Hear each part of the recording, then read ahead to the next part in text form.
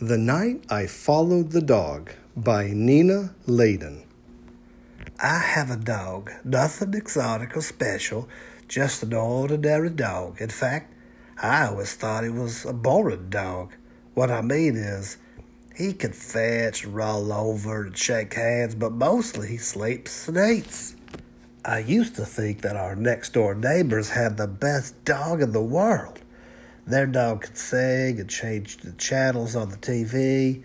The dog always wins medals in obedience school, but I don't think their dog is so great now. Not since the night I followed my dog. Every night I let my dog out and he runs off into the darkness with his tail wagging. The next morning I let him in and he heads straight for the food bowl. But one morning, I knew something was funny when I opened the door a little bit earlier than usual, and I saw my dog jump out of a limousine wearing a tuxedo. Before I could look twice, he disappeared into the backyard. I opened the kitchen door and whistled. When he came into the house, he was the same as he always is, hungry. I really wasn't sure that I believed what I had seen, so that night, I decided to follow him. I wore dark clothing so I wouldn't be noticed, and I left my bicycle near the door so I'd have it close by. When I let the dog out, I slipped out too. I took out the garbage so he wouldn't suspect anything. The dog went straight to his doghouse. I saw a light go on inside. Slowly, I snuck around the backyard and peeked into the doghouse. This was not the doghouse that I helped build. Inside there was a living room, a bathroom, and a huge closet full of fancy clothes. The dog was in the bathroom. He was wearing a tuxedo and fumbling with a bow tie.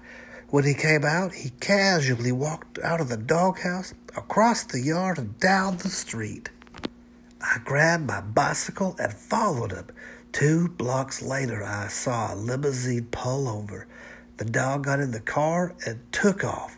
I started pedaling faster. The car headed across town. I thought I would lose them, but luckily, they were stopped by a few lights.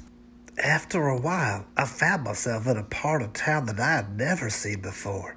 The buildings all seemed to be empty, and it was very quiet. The limousine stopped.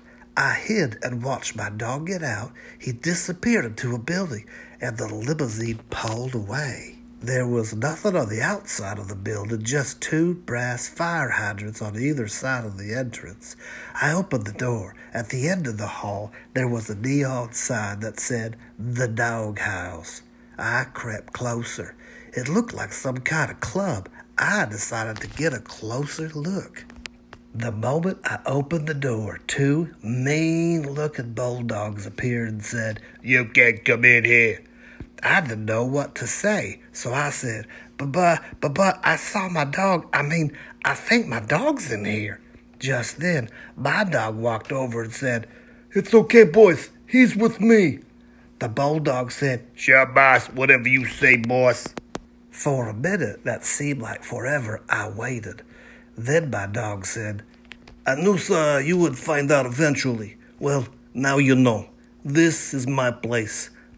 I looked around. Finally, I asked, "What is this place?" My dog said, This is the place where dogs come after a hard day. It's a place where we can relax. It's a place where we can talk about our problems with the mailman or go on with the poodle next door. See all those sofas? We can sit on the sofas here. We can get treats without having to lie down or roll over or play dead. And if we want to chew on a shoe or chase a tail, no one's going to stop us. We have no masters here. No leashes, no rolled up newspapers. This is a place where dogs can be dogs. We sat down and a Cocker Spaniel came by and asked me if I would like a bowl of water or some biscuits. Little by little, dogs of all kinds started coming in.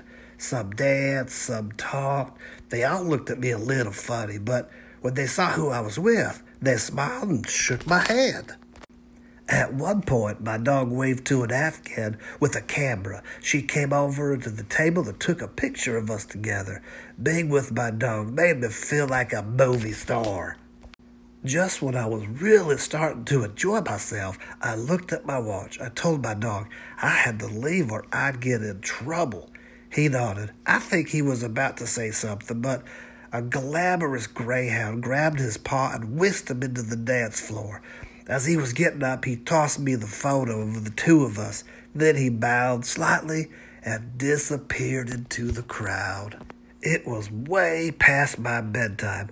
As I pedaled home into the cool night, I thought to myself, now I'm really going to be in the doghouse. But then again, that might not be so bad. The end.